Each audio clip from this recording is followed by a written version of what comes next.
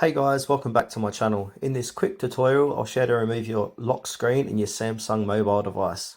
Please make sure to watch this video to the very end so you don't miss out on important information and to not make any mistakes. In saying that, let's dive in.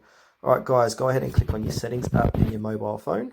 And then from here, scroll down and look for where it says lock screen and AOD. Click into that. And then right at the top, it will say screen lock type.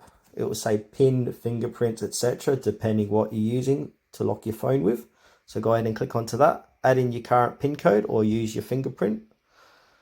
And then from here, it will say PIN, password, pattern, swipe, or none. What you need to do is click on none. And what that will do, that will remove any pins, passwords, fingerprints that is currently set on your phone. So I'll go ahead and click on none.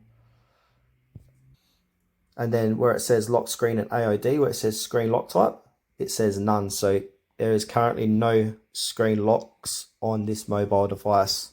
So yeah, that's it for this video, guys. Thanks for watching it to the very end. Please consider to like this tutorial and subscribe to our channel if you found it was helpful.